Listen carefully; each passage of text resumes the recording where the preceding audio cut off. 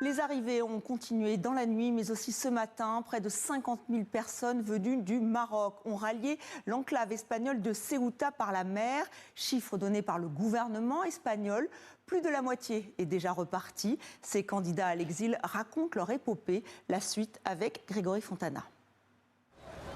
Les arrivées n'ont pas cessé, y compris pendant la nuit. La rumeur selon laquelle la frontière était ouverte s'est répandue comme une véritable traînée de poudre, via notamment les réseaux sociaux. Adieu Maroc, bonjour l'Espagne, dans l'espoir d'une vie meilleure, par simple curiosité ou plus simplement pour faire comme les autres. J'ai dit à ceux qui étaient avec moi qu'on devait y aller pour trouver du travail. Nous travaillons déjà ici, mais dans des conditions épouvantables et personne ne respecte nos droits. Alors nous nous sommes dit, tentons notre chance nous aussi. Mais très vite, la situation a viré au cauchemar pour beaucoup. Après plusieurs kilomètres de marche à travers la montagne, les migrants tentent le passage par la mer. Je me suis alors retrouvé complètement submergé, j'étouffais. J'ai vu 2 jeunes de 22 ans mourir sous mes yeux. C'est là que j'ai reculé. Je me suis souvenu que j'avais moi aussi 2 enfants et que je ne pouvais pas risquer ma vie. Au moins 34 personnes y ont laissé leur vie, pendant qu'à côté, des violences éclatent avec les forces de l'ordre espagnoles, canons à eau et gaz lacrymogène contre jets de pierre.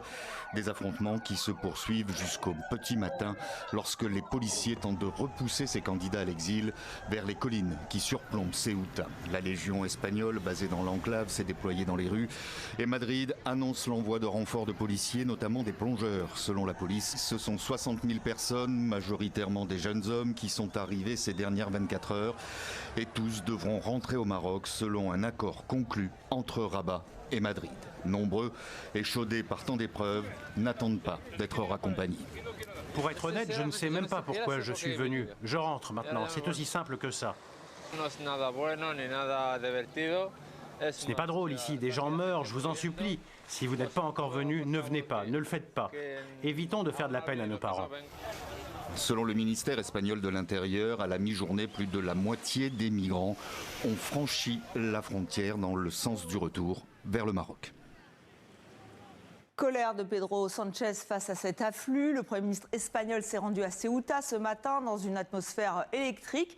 Il a annoncé que l'armée serait déployée pour garantir la sécurité de l'enclave espagnole, dénonçant les mafias qui font circuler des rumeurs. Pedro Sánchez dénonce même une attaque contre son pays.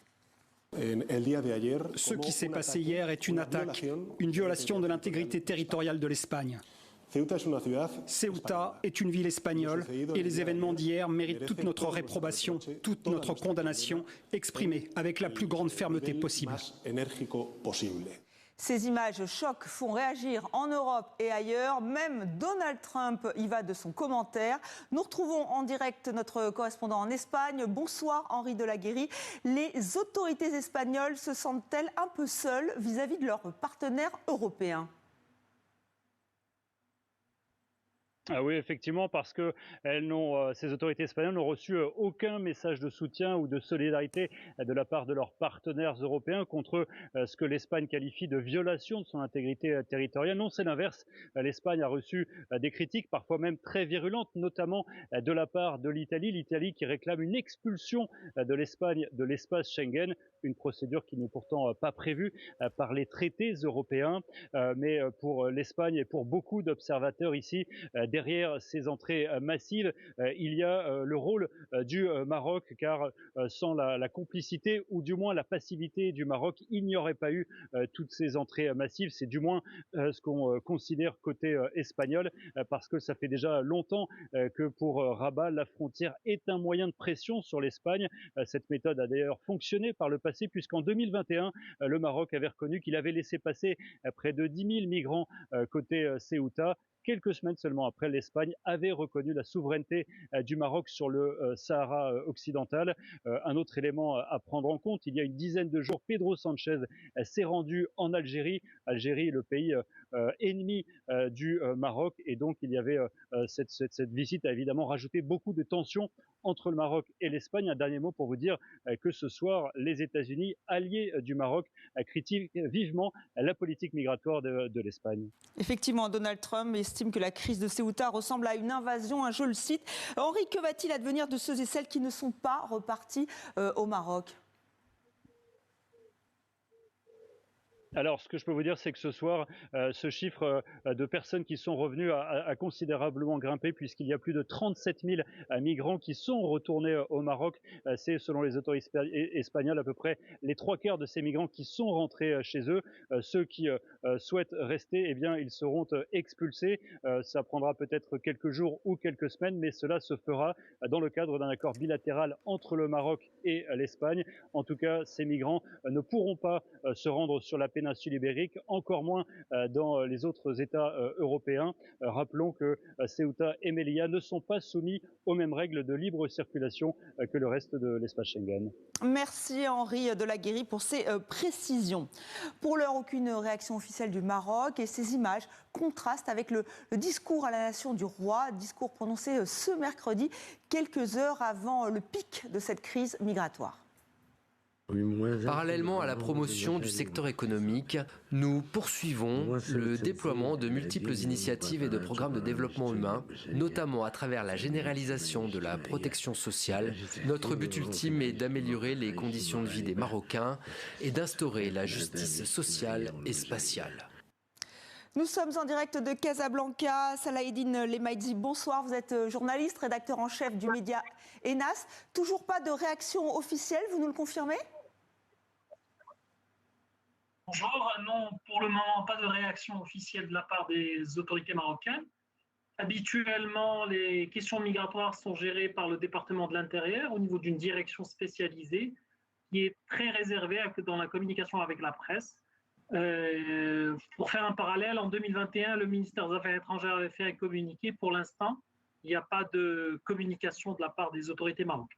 Pas de communication. Est-ce que vous, vos journalistes, vous avez vu ce qui se passait? Est-ce que vous avez entendu ces rumeurs? Est-ce que vous avez vu que des personnes se réunissaient pour partir et pour rallier Ceuta? Alors, à partir des données qu'ont notre reporter sur place, il s'agit d'une vague qui a démarré petit à petit depuis lundi, sachant que dès que les conditions météo s'améliorent, les passages à travers la nage commencent à être plus grands. On est sur une vague similaire qu'a connue le Maroc en 2024, septembre 2024. On a eu une vague aussi en mai 2021. Donc, mais le pic a été constaté depuis 24 heures, 48 heures. On voit les images que vous êtes en train de diffuser, ces images de famille, ces images d'enfants, etc., qui sont en train de passer. Et alors, le précédent en 2021, c'est qu'on sait qu'aujourd'hui... Oui, dites-moi. Non, effectivement, voir tous ces jeunes, il y a beaucoup de jeunes gens. Hein. Est-ce que ça n'écorne pas l'image du pays? En fait, ça écorne l'image de l'État marocain. Pour rester sur des choses factuelles, hein, aujourd'hui, ces jeunes, c'est la Gen Z marocaine. Aujourd'hui, il y a une crise socio-économique dans le pays, attestée par données officielles. On a un chômage de 37% des jeunes. On a aujourd'hui 2 millions de personnes qui sont les NEETs, qui ne sont ni en formation ni en système éducatif, hors de tout système éducatif de formation ou d'emploi. Donc c'est le signal aussi d'une crise économique et sociale que traverse le pays, qui contraste avec le discours officiel qui est triomphaliste, qui parle d'un développement économique réussi, d'un décollage économique, de l'organisation d'événements sportifs.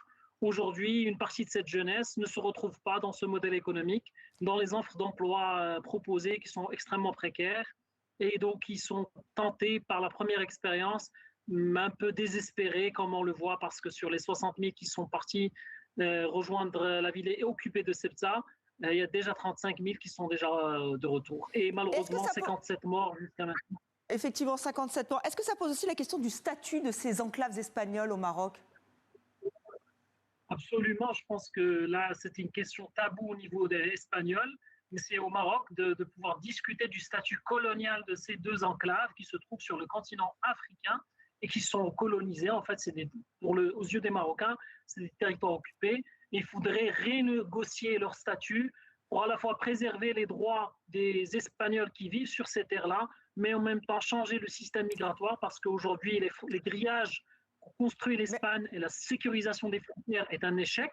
Elle conduit à plus de morts. On parle de 1000 morts sur les personnes qui essaient la traversée depuis le début de l'année à la nage ou en essayant de dépasser la frontière. Conséquences dramatiques. Merci Salah Eddine Lemaizi d'avoir été en direct dans 64 minutes.